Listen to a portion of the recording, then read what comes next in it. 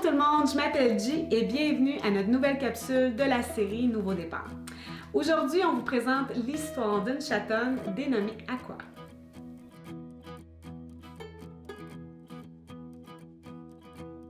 Jim, parle-moi donc un peu des origines d'Aqua. Dans le fond, Aqua, on a reçu un appel au refuge d'une dame qui l'a retrouvée sur sa propriété. Elle a fait des recherches pour voir si c'était pas à quelqu'un. La petite chatte, elle n'a jamais été réclamée. Puis, elle l'estimait à peu près à 5 à 6 mois. Mais c'est vraiment pas mal tout ce qu'on avait comme information sur elle. Ouais. Quelles étaient tes premières impressions à son admission? Quand on a admis Aqua ici au refuge, je vais te dire qu'honnêtement, c'était une petite chatonne qui avait peur, qui était insécure. Je le voyais déjà dans sa cage de transport, que tout était fragile pour elle. Puis même quand on l'a sorti, qu'on lui a présenté son condo à chat, je voyais là, qu'elle voulait ramper dans le sol. La seule affaire qui a vraiment piqué ma curiosité, c'est que malgré tout ça, qu'elle ne nous connaissait pas, que tout était vraiment fragile, dans son regard, il y avait... C'était spécial parce qu'il y avait comme une lueur de... Elle se connectait à tout le monde du regard, mais il y avait un message de « OK, je te connais pas, mais je te fais confiance ». Puis ça, là, ça m'a... Tout de suite, là, je l'ai vu à travers son regard, puis Mike qui était au bureau aussi, c'était la même chose parce que on savait qu'elle nous aurait pas attaqué, qu'elle nous aurait pas mordu, qu'elle nous aurait pas griffé, malgré le fait que tous les signaux physiques étaient apparents.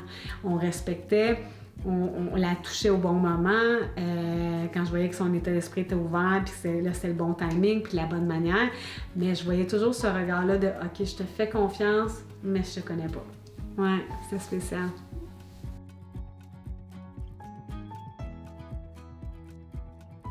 C'était quoi les caractéristiques du cas d'Aqua? Dans le fond, Aqua, après ma bande, c'était exactement ce que j'avais en tête un petit peu. Elle est arrivée, elle avait peur. J'ai tout de suite vu en évaluation que tout ce qui l'entourait était un facteur de stress pour elle, qui la mettait dans une situation d'anxiété, de crainte. Elle n'était pas agressive, elle n'était pas réactive, mais elle voulait rentrer dans le sol. Donc, que ce soit des sons, des personnes, des animaux, l'environnement, tout la stressait. Fait qu'on savait à la base avec mon équipe qu'il fallait partir vraiment tranquillement, pas vite.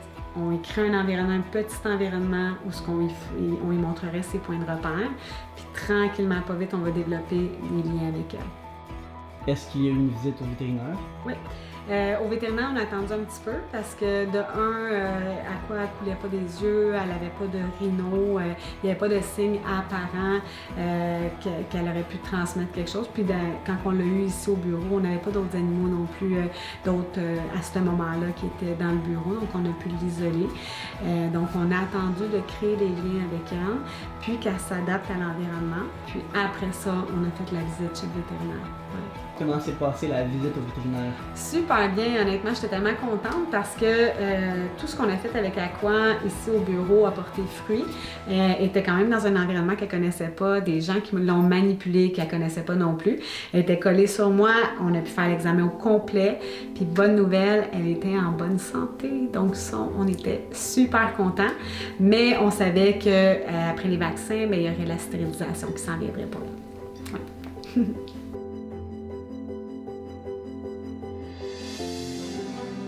Une fois les visites au vétérinaire faites, quelles étaient les prochaines étapes? Là, on s'attaquait à la socialisation d'Aqua. OK? Parce que là, les points de repère étaient déjà faits entre nous et elle. Elle connaissait bien son environnement, les sons, elle les connaissait, les gens qui rentraient dans le bureau aussi. Fait que là, on s'était dit, OK, là, on s'attaque à sa socialisation. Puis comment qu'on a fait ça? Le bureau s'est retrouvé en Arche de Noé? L'Arche de Noé? OK. Le lapin était dans le bureau, on a le cochon d'Inde, les chats avaient accès au bureau, donc là on voulait socialiser à quoi? On est allé progressivement, mais assez liés d'amitié avec notre gros lapin, avec notre cochon d'Inde, ils se couchaient les trois dans l'enclos du lapin, puis les minous venaient dire des petits coucous, puis là tranquillement, pas vite, là, on a vu là, que là, elle s'est épanouie, puis elle aimait ça honnêtement, elle aimait beaucoup le contact avec les autres animaux. Et là, c'était beau de l'avoir. Ouais. Elle a passé de sauvage à très social. Ah, honnêtement, elle aimait vraiment les gens, là. Les gens, elle aimait les animaux puis leur présence aussi, là. Parce que souvent, quand on ferme le bureau, là, OK, on allume une petite chandelle, on met de la musique de spa, puis là, c'est super zen, c'est super relax, puis on dirait que tout le monde cohabite bien ensemble. Donc, non, là, c'était spécial, c'était cool. Est-ce que tu as l'impression que son âge a fait une différence? Elle était plus prompte à se réadapter? Oui.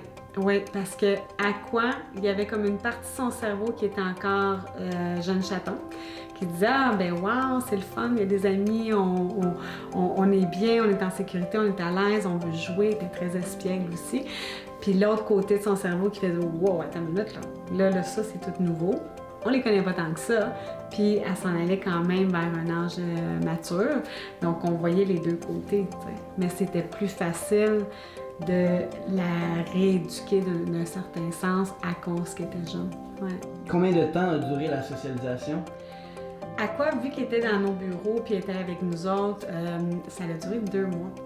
C'est hot, hein? Ça n'a pas duré 6 mois, ça n'a pas duré 8 mois, surtout dans l'état mental un petit peu qu'on l'a eu, là. Donc, le 2 mois intensif, parce qu'il y avait beaucoup de manipulation, elle voyait des gens, vu que l'école d'obéissance est ici, elle voyait des in and out, des chiens arriver, des bénévoles arriver, tout ça, puis les animaux qu'on avait sur place. Donc, ça a quand même pris juste 2 mois. Ouais, octobre, puis elle a été adoptée en décembre. Ouais. Oh.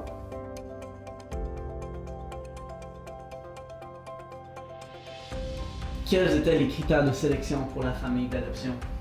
Pour Aqua, à cause de son passé, puis comment elle a évolué, puis que c'était tout tellement positif, on s'est dit qu'on irait avec une famille qui avait un environnement calme. Une famille où ce que Aqua pourrait être le bébé, le centre d'attraction, puis vraiment qu'elle aurait toute l'attention qu'elle devait avoir, surtout pour la nouvelle transition qui s'en venait. Donc on est allé avec une famille sans jeunes enfants, puis qu'il y avait d'autres chats dans la maison, pas de problème, parce qu'on voyait comment elle aimait ça, être en contact avec eux. Ouais. Comment s'est passée la journée de la rencontre d'adoption? Incroyable. Ça, je veux dire dans toutes les capsules. Non, c'était magique, honnêtement. Puis, petit inside, Mike, qui fait partie de l'équipe, c'était vraiment comme son premier vrai sauvetage, parce qu'il travaillait beaucoup avec Aqua. Puis, il avait créé un beau lien d'amitié avec elle. Puis, même lui, il me disait, là, faut vraiment être sélectif, parce que c'est ma fille. Fait qu'on a trouvé ça super cute. Mais en même temps, c'est ça, quand on a rencontré le couple, c'est un couple de Québec. On s'entend, on est quand même à Mirabel, hein? Moi, je tombe sur la connaissance à chaque fois que les gens me disent « on vient de l'Abitibi, on vient de la Beauce, on vient de Québec, on vient de l'Ontario ». Puis je me dis « wow, tu sais, de partir de Québec, s'en venir jusqu'à Mirabel pour un minou qu'ils ne connaissent pas. Nous, on la connaît, là, on serait allé à l'autre bout du monde pour elle, là, mais je veux dire, c'était quand même impressionnant, on était super contents. Puis quand ils sont arrivés ici, là, j'en ai des frissons que je pense c'est que... Mais on dirait que c'était une adoption d'enfant. C'est spécial, hein? L'auto était prête, la maison était prête, il y avait tellement hâte de la rencontrer. Quand on a mis Aqua dans les mains dans les bras de sa nouvelle maman, les deux la regardaient comme si elle venait de l'accoucher, là. Puis même lui, le nouveau papa qui regarde sa nouvelle petite fille, là, on est venu moi puis Mike les yeux pleins d'eau, puis on était comme « OK, c'est eux autres ». C'était super cool, c'était vraiment, puis écoute, elle fondait dans ses bras, elle les regardait, puis la vibe était là, tu sais, c'était vraiment là, c'était un moment qui était très spécial. Puis en plus, ben, chez eux, il y avait déjà son petit frère de 3 ans, là, un mâle, un petit chat mâle qui l'attendait déjà, donc tout était là. La maison, le couple, le bon vouloir de ces gens-là de se dire, OK, on adopte un nouveau minou qui va faire partie de notre famille pour toute sa vie. On sentait que c'était ça. Et j'ai cru comprendre qu'un autre minou se rajoute à la famille. Ça, c'est incroyable. Parce que pour vrai, ils nous ont contactés pour avoir une information pour Aqua, puis ils étaient tellement contents de nous dire qu'il y avait un nouveau membre de la famille. Ils sont allés adopter un autre minou dans un autre refuge, peut-être, je pense, dans leur coin, qui ont eu un coup de cœur. Puis elle me dit, écoute, elle va avoir une petite sœur. Puis je suis oh my god, c'est le fun, c'est cool.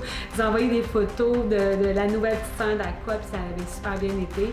Puis Fait que tout était là vraiment pour elle. Ouais. Sachant que Aqua était autant sociale Ouais. par la suite, puis qu'elle appréciait la compagnie, c'est vraiment le fun de savoir qu'elle a des amis à la maison. Exact. Elle s'est retrouvée avec une autre chatte puis un autre chat. Puis là, ils forment une belle famille. Puis c'est des gens qui sont très, très minutieux, très attentionnés de leur chat. C'est pas juste un chat, tu sais. Cette mentalité-là qu'on avait dans le temps, ben c'est juste un chat. Il peut aller dehors, tu peux l'abandonner dehors, tu peux ci, tu peux ça. Non, c'était vraiment, c'est leur bébé. Puis j'ai aucun doute qu'Aqua va pouvoir vivre le reste de sa vie avec eux autres, puis être en sécurité, puis ils vont tout faire pour leur minou, là, honnêtement. Ouais, c'est un beau travail qu'on a fait en équipe. Fait que Mike était pas mal content. Il était content qu'on a trouvé la bonne famille. En conclusion, on est très fiers de vous présenter des nouvelles images d'Aqua dans sa nouvelle famille et on tient à remercier tous les intervenants qui ont participé à son sauvetage parce que tout le monde ensemble, on a réussi à faire une différence. Et un gros merci à sa nouvelle famille pour votre confiance durant tout le processus d'adoption. Vous n'avez pas aidé tous vos vidéos, vos images qu'on a reçues ici, ça nous a fait chaud au cœur de les recevoir. Donc, un gros merci. Puis, pour nous, on se retrouve vendredi prochain pour une toute nouvelle capsule, nouveau départ.